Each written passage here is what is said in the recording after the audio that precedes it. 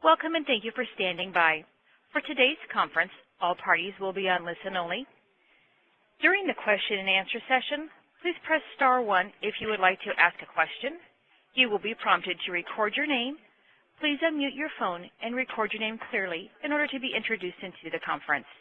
Today's call is being recorded. If you have any objections, you may disconnect at this time. And I will now turn today's call over to Mr. Doug Berry. Sir, you may begin. Thank you very much, and good afternoon or good morning on the West Coast. Thank you so much for joining us this afternoon and morning for, I think, what is going to be an extremely worthwhile hour for you. The topic today is export commodity classification, and we will start in just a moment, but first a couple of messages and a ground rule. Messages. This is part of the Obama administration's National Export Initiative, and this is our effort to encourage the doubling of U.S. exports in the next 5 years. And so we really want to thank you for what you're doing out there to generate those exports. It's a great time. The world economy is snapping back, and hopefully that's going to be reflected in your order book soon. And as it is, we fully expect to put more of our fellow citizens back to work. It's really a great time, an exciting time, and we're glad that you're joining us today to participate in the series. Now, at the bottom in that first slide there, you'll see a URL for all of the webinars that are coming up over the next 2 or 3 months, and we welcome you to take a look at those when you have a moment and sign up for more. I think you'll find that this curriculum that we have put together is going to be extremely helpful and useful for you as you grow your exports even further, entering into new markets and finding new buyers with the help of the Department of Commerce and the U.S. Commercial Service.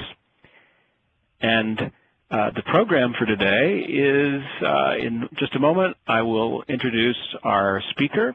And then at the end of the session, towards the end of the hour, we'll have about 15 minutes for questions and answers. These will be live questions. You'll take your phone off of mute.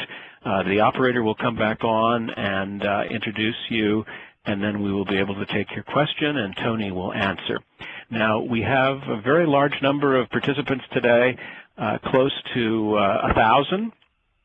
And so we can't obviously take all of your questions or we'd be here until the end of the year. But we do want you to email the presenter after the session today with your specific questions about your specific products and business, and Tony will give you a personal reply to every question that you have. And that, I think, will be extremely valuable service for you. Now, here is export.gov. This is the home page. You may have seen it before. If not, go to www.export.gov when you have a moment later today or in the future, and you'll be able to see this great amount of information that we have here for your company to help you generate additional exports. And there's the webinar tab, as you'll see over on the right side. If you click on that, it will take you to a page. You can find the free basic guide to exporting webinars, of which today's event is part of, and you can register for additional programs at that time. And so I would like very much now to introduce our special guest. His name is Tony Poo, and he is a commodity analyst for the Commodity Analysis Branch of the U.S. Census Department. Tony, it's great to have you with us. Take it away. Thank you, Doug, and good afternoon, everyone. Welcome to the Export Commodity Classification webinar. My name is Tony Poo, and I'm an analyst in the Commodity Analysis Branch of the Foreign Trade Division at the U.S. Census Bureau. More specifically, my area of expertise is with the transportation-related commodities on the import side. Today we'll be discussing the International Harmonized System for Commodity Classification, export commodity classification tools and tips, and hopefully answer any questions or clarify any issues you may have. In the interest of time, there's a few expectations and ground rules. I will not classify any specific company products. If you do need assistance with specific products, you're welcome to call our call center, email our commodity analysis branch email, or even email me specifically. I'll provide the contact information at the end of the presentation. Once we cover the general rules of interpretation, you should be able to classify your goods for export. So in the interest of time, please keep questions general. Thank you for your cooperation.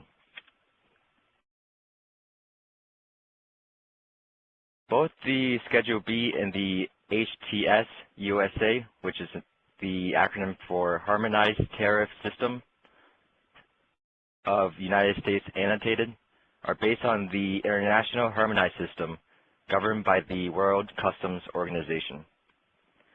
The structure of the Harmonized System is broken down into the following.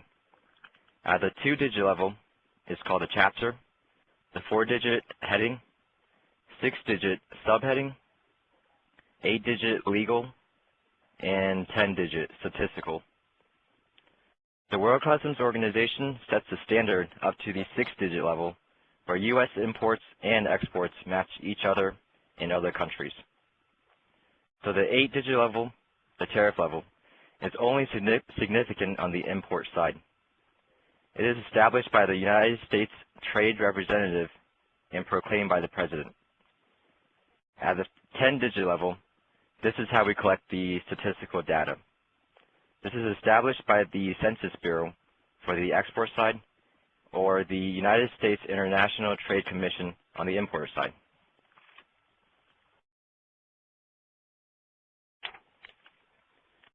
Here you can see the top half is a sample page from the Schedule B book, and the bottom half is a sample page from the HTS, the Harmonized Tariff Schedule book. So as we learned, 9-4, the first two numbers, denotes the chapter. And Chapter 94 is for furniture, bedding, mattresses, etc., lamps and lighting fittings, and NESOI, which you'll see frequently. NESOI is an acronym for Not Elsewhere Specified or Included. When comparing the two, you can see the 4- and 6-digit codes and descriptions match. However, at the HTS level, it delineates into 8-digit subheadings and breaks down into more detailed categories. The 8-digit level is where the duties are assigned. When looking at the bottom half, the Harmonized Tariff Schedule book, you can see column 1, General, applies to imports for most countries, from most countries. Column 1, Special, addresses trade agreements like NAFTA, agreements with Singapore, Oman, and Peru. And column 2 shows the rates of duty for Cuba and North Korea. This is also listed in the General Notes 3B. Schedule B shows the code, description, and required unit of quantity. Now, as you can see, the Schedule B is more general. This is why you cannot use import numbers to classify exports. This is why you can use import numbers to classify exports, but it doesn't work the other way. So you cannot use export numbers to classify imports.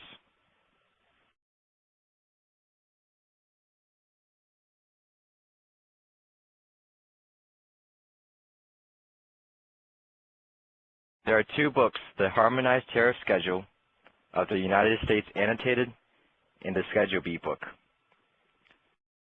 Schedule B is the statistical classification of domestic and foreign commodities exported from the United States. It has approximately 9,000 codes and is revised and or produced annually. Revisions are effective January 1st of every year. For the HTS book, those revisions are done, generally made twice a year, so once in January and once in July. The HTS book is used for enforcement of duties and quotas, whereas the Schedule B is less specific so as to ease the burden for exporters. And just a quick reminder, in the HTS book there's a section called Notice to Exporters. And what that is, it lists out the commodities which you must use the export code for filing your export, and you cannot use the import code for filing your export. For some freight forwarders and custom brokers, you may have to update your number if it's outdated from the last year. Revisions are usually made because members of the trade community are looking for greater detail in their statistical data.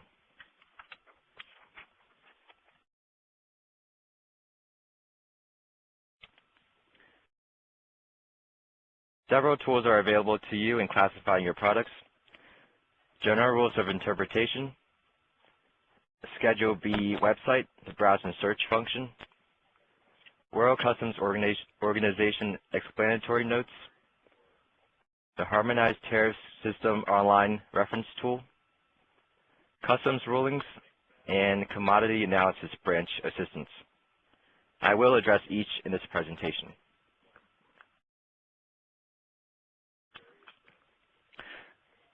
The first tool, General Rules of Interpretation. The foundation of the General Rules of Interpretation, merchandise must first be classified in the Harmonized System by the 4-digit heading, whose terms most specifically describes the merchandise. So only the 4-digit headings are comparable. These are international rules on classification using the 6-digit Harmonized System. So even if you think the specific product you're looking for is included in a 6 or 10-digit description, you can only compare 4-digit headings. Again, first read through the 4-digit headings until you find the area where your product would be classified.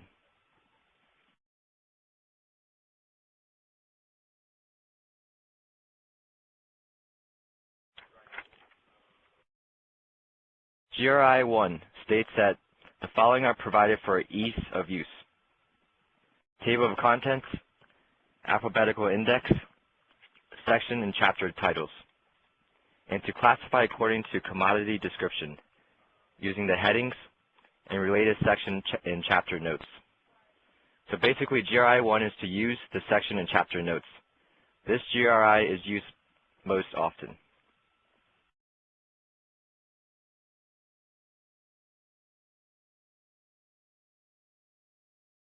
Here we have an example of GRI 1. This is for chapter notes for Chapter 1 for live animals. The notes define terms in the chapter and give definitions for odd units of quantity. They also tell you which products don't belong in that chapter, even if it seems that they belong in there. And it tells you where those products should be classified. So for example, if you're exporting a, let's say, circus elephant, which, as you can see here, 1C states animals of heading 89508, which covers traveling circuses and menageries. Those circus elephants wouldn't fall under Chapter 1, where you would think is for live animals. They would fall into Chapter 95 because they are used for traveling circuses and menageries.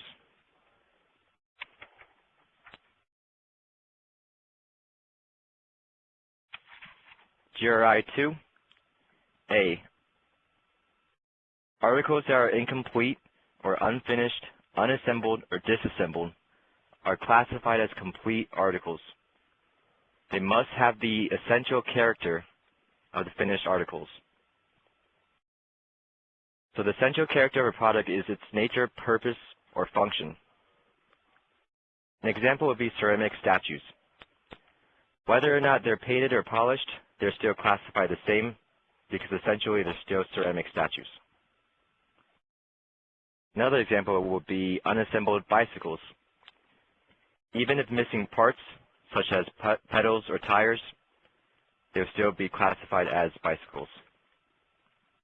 GRI 2B, mixtures and combinations. As long as a specific mixture is not referenced elsewhere, you classify according to essential character. An example of a mixture that is specifically referenced would be frozen mixed vegetables. An example of a mixture that's not specifically referenced would be An umbrella hat. An umbrella worn on head by a attached hat, which is essentially an umbrella, whereas a propeller beanie hat is essentially a hat.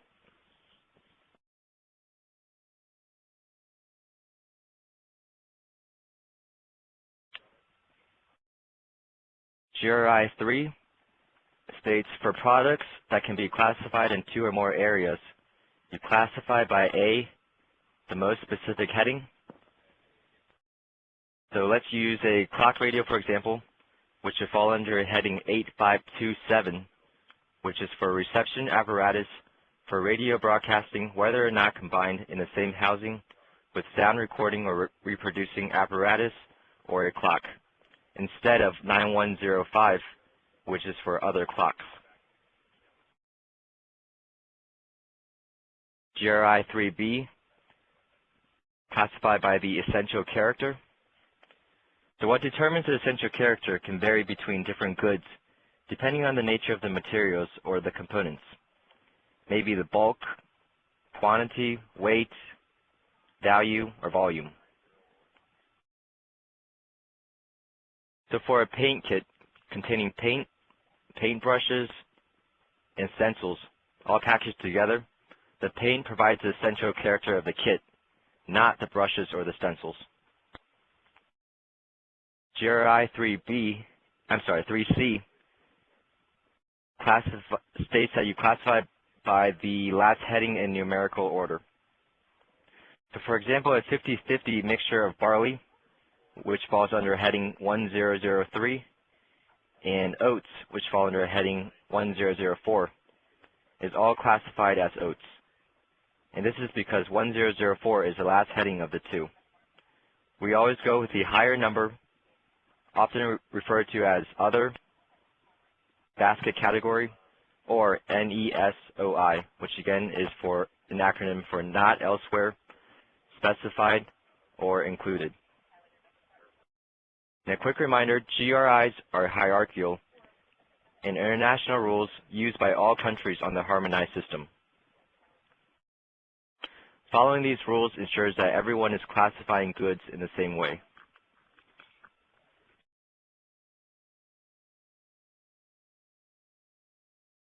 GRI 4. Classify goods according to which they are most akin. This should be used infrequently. An example would be a machine that washes car parts. The user opens the door, puts the parts in, adds soap, closes the door, runs the cycle, and removes the clean parts. Similar to a dishwasher, so therefore classified under the same heading as dishwashing machines, not for domestic use. So in some cases, you may need to be creative and flexible. GRI 4 should be used as a last resort.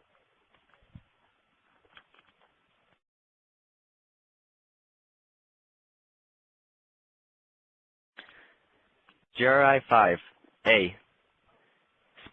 Specially fitted containers are classified with the article, except when the container determines the essential character.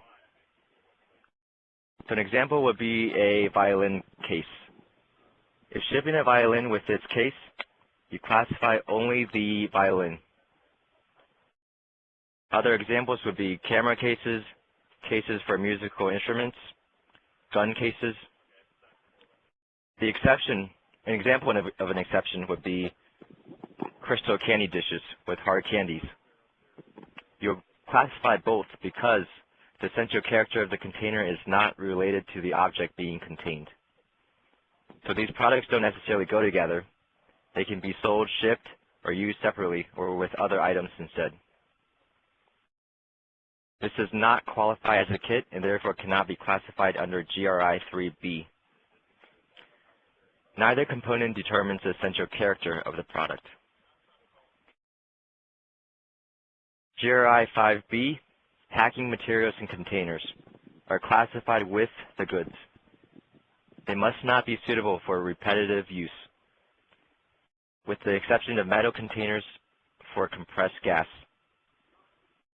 which is just an example that fits as an exception.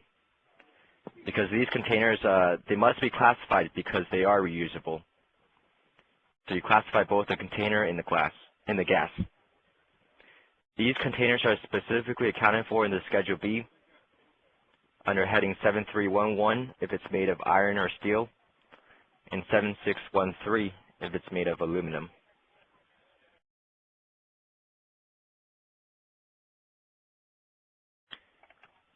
And finally, GRI 6. Classification of goods in the subheading of a heading shall be determined according to the terms of the subheading, related subheading notes, and section, chapter, and subchapter notes may also apply. So in other words, once you have found your 4-digit heading, you repeat the same process to determine your 6-digit subheading. So basically, this is the same as GRI 1, but at the subheading level, which is the 6-digit level.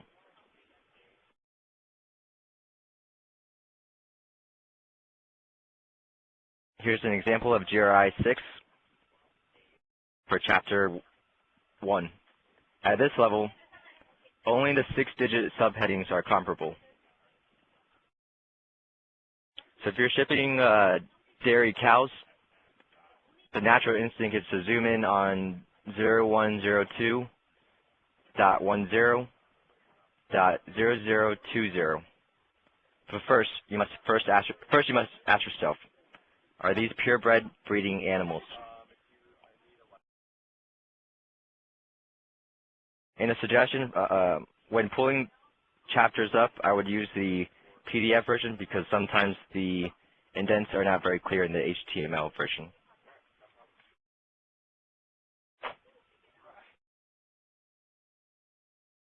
Additional U.S. rules of interpretation. These expand on the GRIs at the national level. Except where specifically noted, the following rules apply. A, end use is determined by use in the United States immediately prior to export. So if you're shipping pie tins to a country where they will be used as frisbees, you still classify them as pie tins because that is a use in the United States prior to export. B, parts classifications shall not prevail over a specific provision for such parts or accessories. So an example would be aircraft seats. Aircraft seats are specifically covered under subheading 9401.10. So they are not classified as airplane parts, which fall under Chapter 88. C, for classification of goods in which a textile material is named, follow the principles in Section 11, Note 2, regarding mixtures of 2 or more textile materials. For more details, read Note 2 of Section 11 in the HTS USA, the Harmonized Tariff Schedule, United States annotated. Essentially, the note echoes GRI 3B, which is the essential character, and GRI 3C, which is the last heading in the numerical order.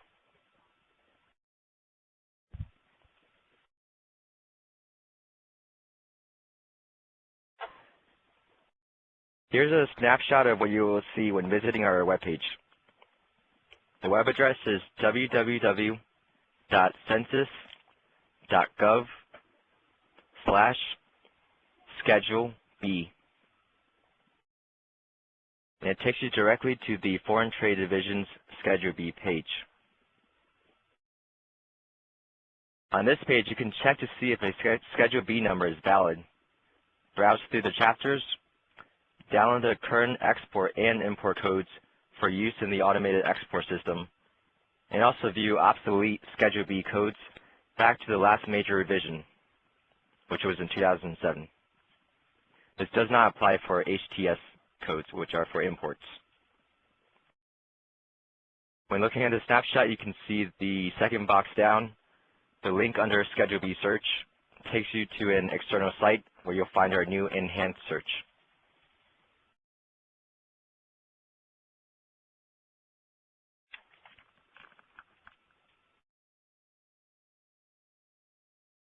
Additional tools. World Customs Organization issues explanatory notes, which are available for purchase through the website. Consists of 5 volumes covering all HS chapters 1 through 97, providing specific examples of items that do and do not fall under each heading and subheading. If it's something you're looking for that's minor, you may just want to call a call center, because we can just read you the excerpt in the notes, or we can always just scan you the pertinent pages and send it to you. The United States International Trade Commission provides an HTS online reference tool. This allows you to search current HTS codes and descriptions. These are organized by heading and links to customs rulings. Customs and Border Protection provides 2 tools. The first one, the Customs Rulings Online Search System, also called CROSS. The free site that allows you to search every customs rulings from 1989 to the present. So what you want to do is read the entire ruling to determine if it closely matches what you're shipping. So 2 important reminders when using this is, 1, because this is a historical database, some of these commodity codes have expired. And 2, because these are customs rulings, the codes provided are HTS numbers, not Schedule B. You cannot put outdated import codes on your export documentation. What I recommend doing is taking the first 6 digits of the HTS code and searching or browsing through the Schedule B to find your current export code. You can use it as a guide to narrow your search. And the second tool is the Informed Compliance publications, which are helpful as a review of what we go over today. It explains the GRIs in regular terms in everyday language. So I use several of their examples in this presentation.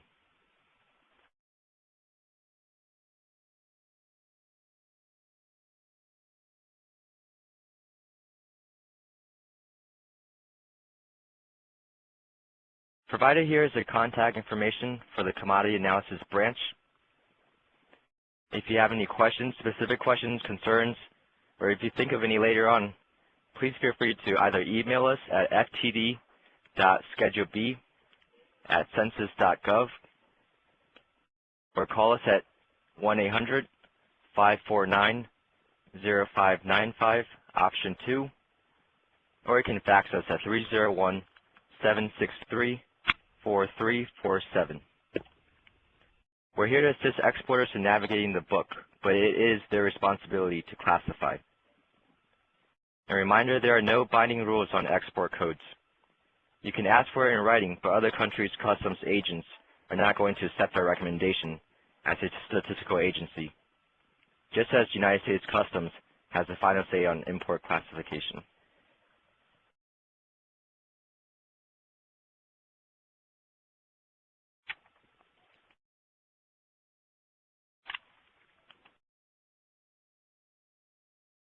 So during this presentation, we reviewed each of these tools. As you can see here, please note that the Commodity Analysis Branch Assistance is the last option. And the reason is because it is ultimately the exporter's responsibility to classify their goods for export. But we are here to assist you to navigate a Schedule B, not to classify all your products for you. So please refrain from faxing us invoices, catalogs, or lists of product numbers. What I recommend is finding your Schedule B code in advance so you're not left panicking last minute. But whenever you do need extra guidance, again, please call our call center.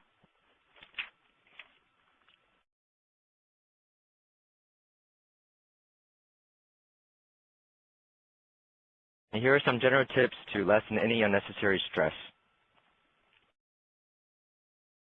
There is a commodity code for every physical, tangible good. but not every product has its own code. The Schedule B is only so specific.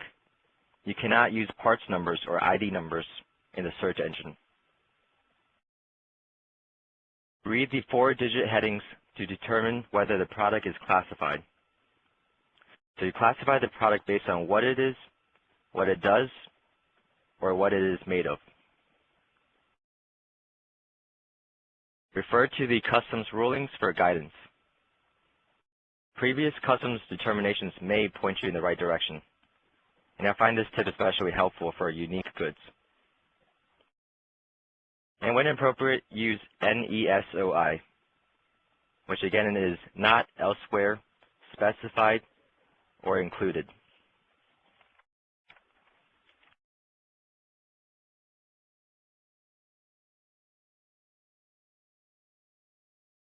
If you have any questions or concerns at a later time, please feel free to contact me.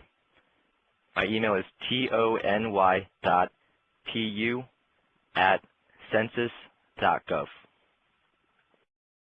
Thank you for your time and attention. And are there any questions? Tony, thank you very much. A great presentation, very informative. And how did you know that I needed a classification number for a pie tin throwing circus elephant? What insight? Only the government would know such a thing, right? So let me, before we open it up to general questions, let me sort of jump in here and ask one. And, you know, a lot of people that we talk to every day are, you know, very worried, and maybe understandably so, about getting the classification numbers wrong. But unless it's intentional, you know, no one is going to punish you, but there are some, you know, common problems that occur if the product is classified incorrectly, especially on the export documents as the items leave the United States and as they arrive in their foreign destination. What are some of the common problems that can arise if the product is classified incorrectly? Well, if it's a minor misclassification, usually you can just go in and make an amendment to your AES filing, and that should be fine. But if it's something that's more, you know, classified completely incorrectly, then that might be subjective to what Customs does. If that's something you're unsure of, it's always best to just give us a call. And we also have an automated export system branch and also a regulations branch, and they can help clarify information before you ship your product. Okay, and it is important too for the customs officials as they examine these documents, shipping documents. They are looking for the description of the item from the classification code, and this is the way they determine duties and taxes, right? Right. Well, there's never any duties when exporting, but on the import side for the country receiving the product, that's how that's assessed. Yes. Correct. And you mentioned the AES system, and that is the sort of substitute for the shipper's export declaration, which is now by law filed online for exports valued at over $2,500. And Tony, we just happen to have a webinar on how to file in the AES system, and I'm going to refer our listeners and viewers today to the website that we provided at the beginning of the hour, which will take you to the whole list of webinars that you can register for, and you'll see the one on the AES system and how to file. And if you have questions about that, of course, you can always call the Trade Information Center at 1-800-USA-TRADE, and we can certainly help with that while you're waiting for the webinar to come up. So let's open the lines up now for questions. Operator, are you with us? I am. If anyone would like to ask a question, please press *1 on your touch-tone phone. Please record your name in order to be introduced into the conference. I do have one question already, and that comes from Sandy. Your line is open. Yeah, hi. I have a question. Can you have a different Schedule B in a USHTS? I have determined my Schedule B number, and I assume it is the same 6-digit number under the USHTS, unless there is a cross-binding ruling for the import side. Well, up to the 6-digit level, it should always be the same unless one of the numbers is outdated. Okay, so they can't be different? No, not up to the 6-digit level, but the 10-digit level, it can be different, but there are a lot of instances where they are the same too. Okay, so they should always almost be the same. Not quite. It depends on the commodity, because like I mentioned earlier, there's about 9,000 codes for Schedule B, and the HTS has about double the codes. Okay, thank you. Sure. And the next question comes from Mercedes Humanes. Your line is open. Hi, it's actually Mercedes Jimenez, and my question is that under Schedule B, I have several times that the commodity doesn't show up like a product for electronics, and I have to choose like a general commodity. Do you guys plan to update the commodities with the new product, or should I just keep using the generic one? Can I ask you which system you're using? The shipping system is Starship. Is it through your freight forwarder, or is it the? Through our warehouse, we have Starship. Okay, so that may need updating because if you're following through the automated export system, the AESdirect.gov, those should be updated along with the Schedule B book. So if other programs are using in conjunction with the official program, then a lot of times they have to update it as well. Okay, great. Thank you. Sure. Next question is from Beth Black. Your line is open. Hi, I wanted to ask a question about when to know when to apply the parts rule, and because many finished products are actually classified as part of the article. So how do you know if your finished good is actually part of the article, or is it just when it's specified specifically? Right. So if there's a code specific to the part, then you will use that code. So what you want to do is first search for that part, and if it's not in the Schedule B book, then you will use the parts and accessories number to to the machinery or apparatus. So you'll use the parts and accessory of that article versus just the basket provision. Yeah. Well, you'll use the specific parts description. Unless if there isn't one, then you'll use the parts and accessories. Because the parts and accessories is the basket category. Okay. And unless it's excluded in the section notes, if it's specifically for that article and it's not a part of general use, is that up to our interpretation?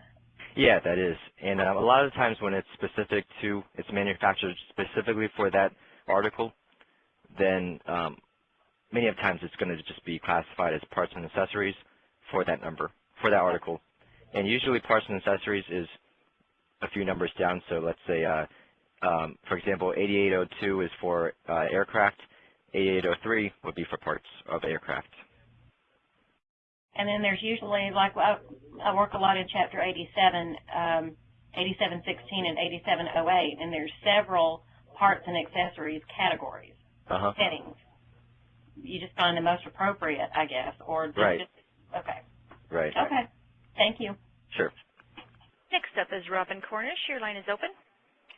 Hi, Tony. You touched base briefly on kits and or combined products, such as my company does promotional products, and so I'm thinking of gift baskets and things that have combined. Would you just classify the individual commodities within that kit or basket or something of that nature? That's a more specific case. It depends on what's in the kit. If there's one good that's essentially describes what the kit is, there are certain numbers for kits, but it's pretty limited. And usually kits are, I guess as you said, if they're used for a trade promotion, there is a number for promotion of products as well. So for that, that can change. There's no really one answer for that. Okay. So yeah, I advise if you are shipping something in that field, then you may just want to give us a call and see if there is a specific number for that kit. Okay, perfect. Thank you. Yeah, sure. The next question comes from Dayton Hurd. Your line is open. Hi, Tony. My name is Dayton Hurd. I was wondering, is this presentation available on your website or is it downloadable someplace? I can answer that, Tony. Yes. Within 3 or 4 days, everyone that registered for the webinar today will get a copy of it, the audio as well as the slides, which you can print off at your convenience. So the answer is everyone gets what they're hearing today, and they will receive it probably early next week. Great. Thank you. You're welcome. Next question comes from Elizabeth Schofield. Your line is open. Hello, Tony. My name is Elizabeth Schofield, and I've used the search engine before, and I was wondering, first of all, is there any way we can search for something based on a name rather than a commodity code?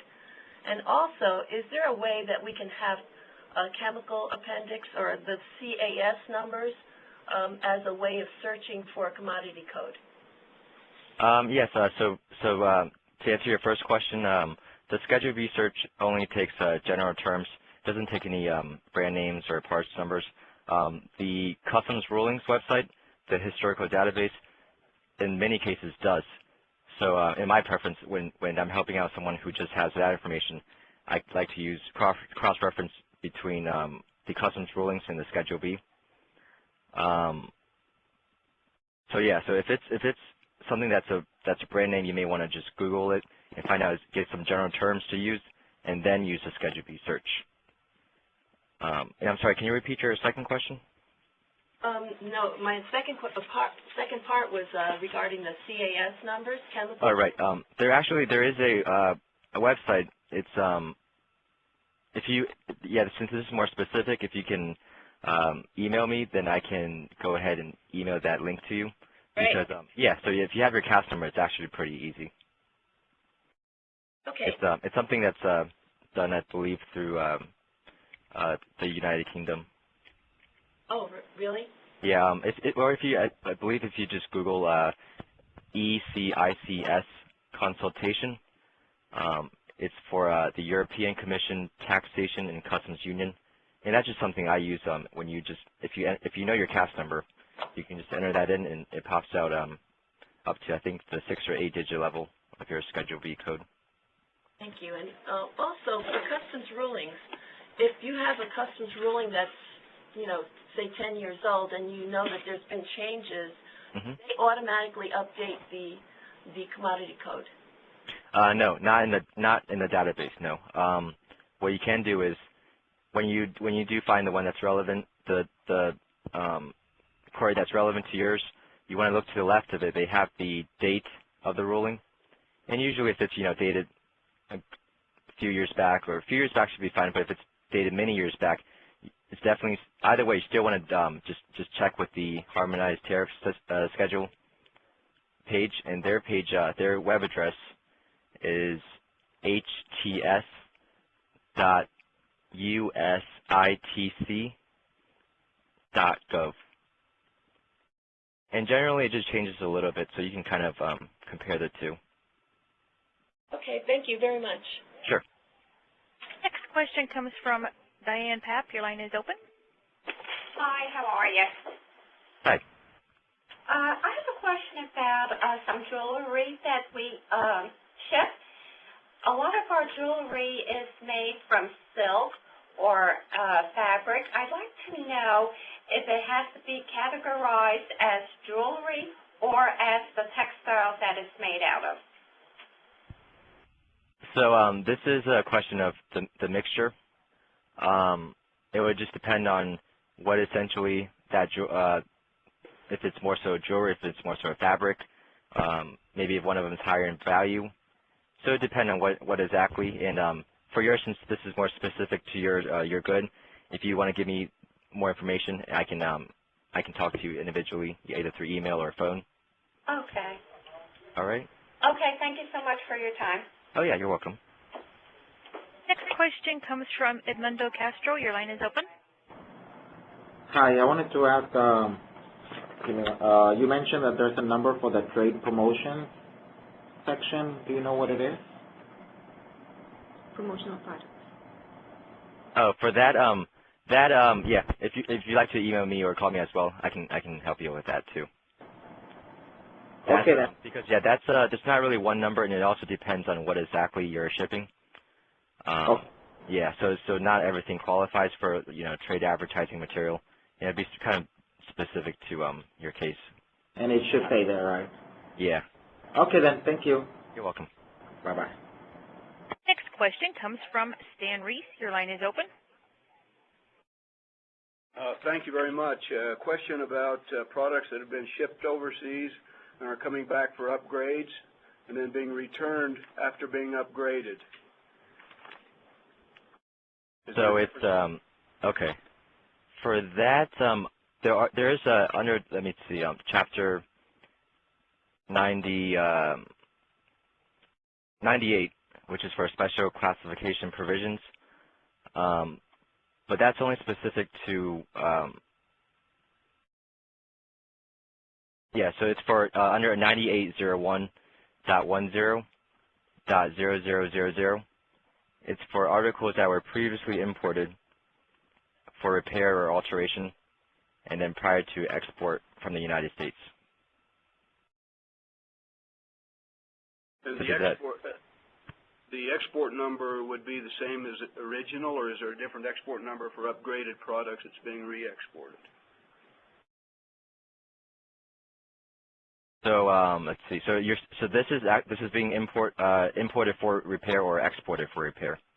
Being imported for repair. It's a U.S. product being brought back into the U.S. for repair and then being re-exported again. Okay. So in that case, you don't want to use the commodity number you used prior. You want to use the Chapter 98 code, which again is 98011, followed by 5 more zeros. So when it's, yeah, you're welcome.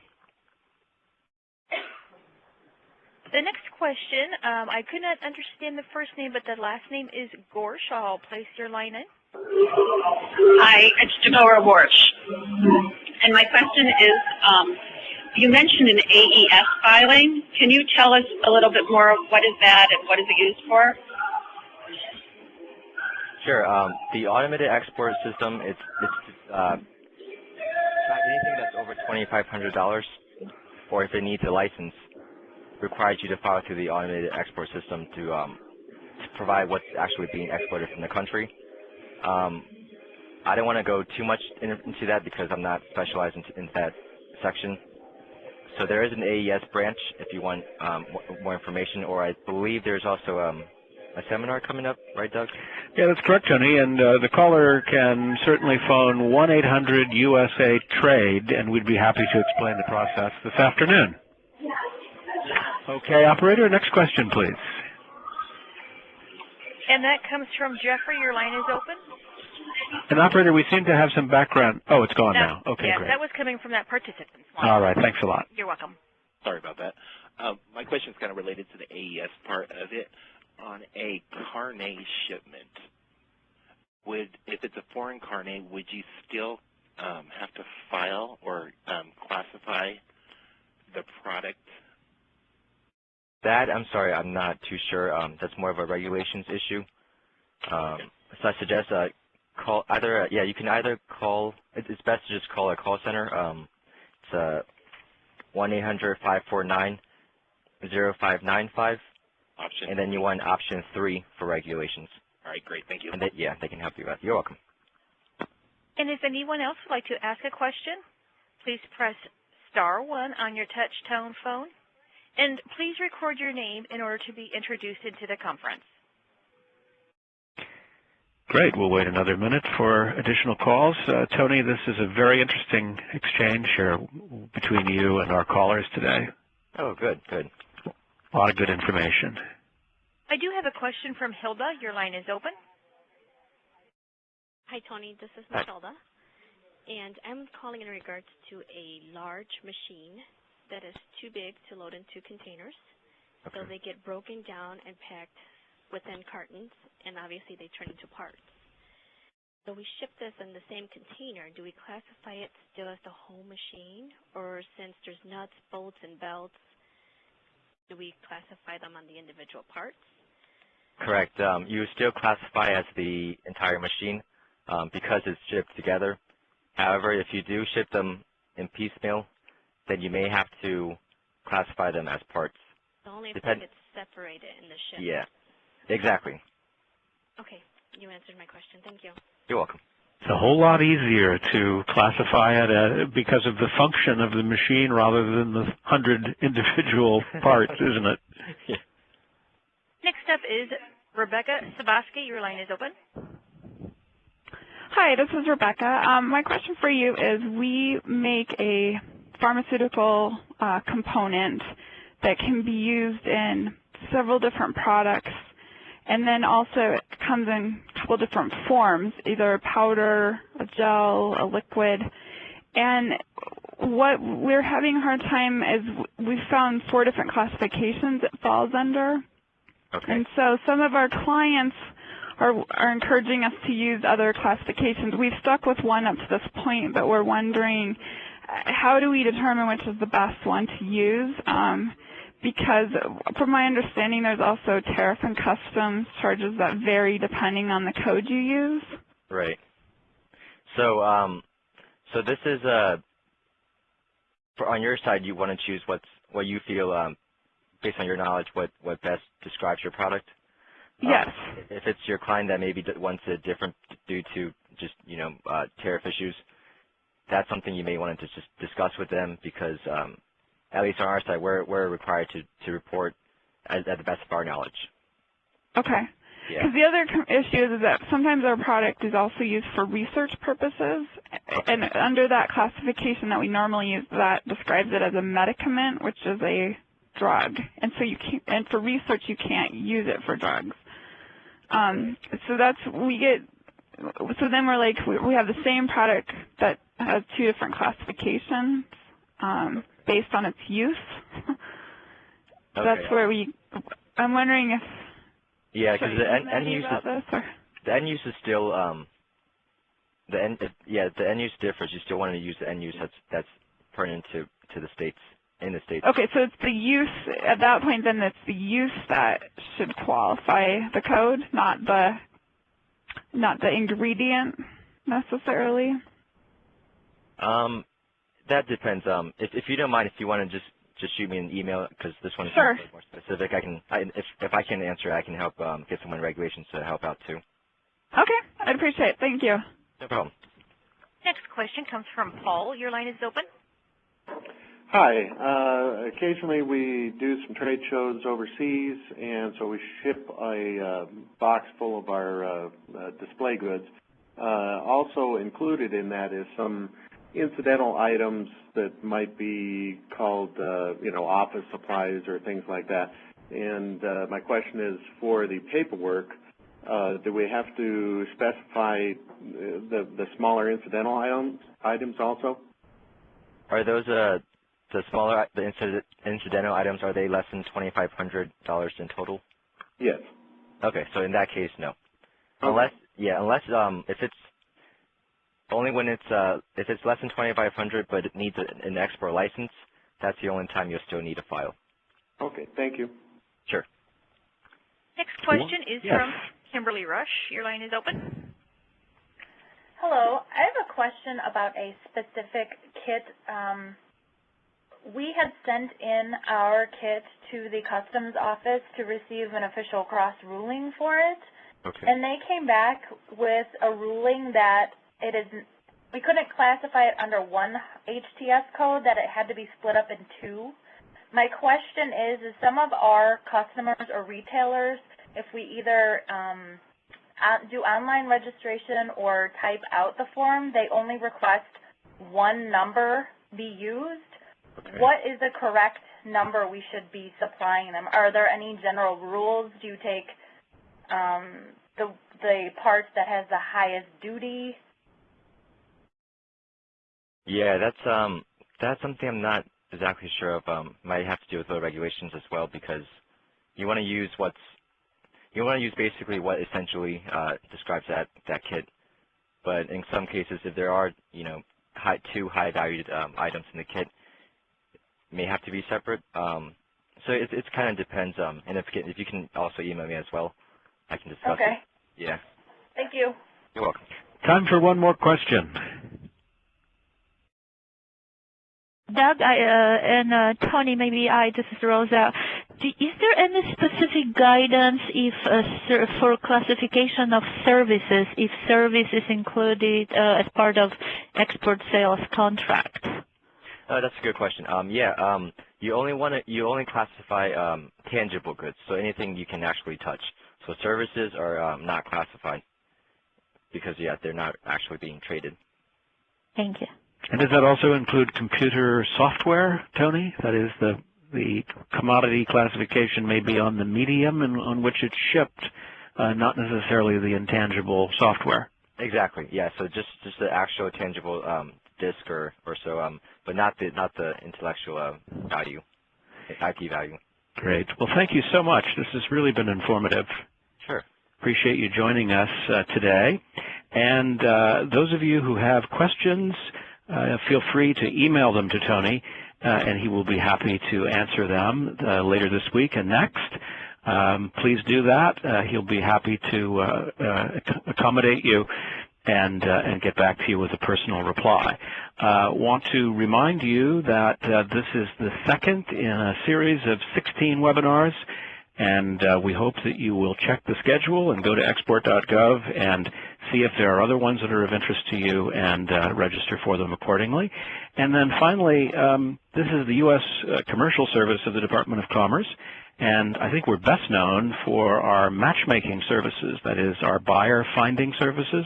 We have representatives in more than 85 countries around the world, and I know that many of you are involved in the logistics part and the shipping part, but if you have colleagues who are in new business development and want to help your company generate some new sales outside the United States, please look at export.gov, www.export.gov, or call us here at the Trade Information Center Monday through Friday, 1-800-USA-TRADE.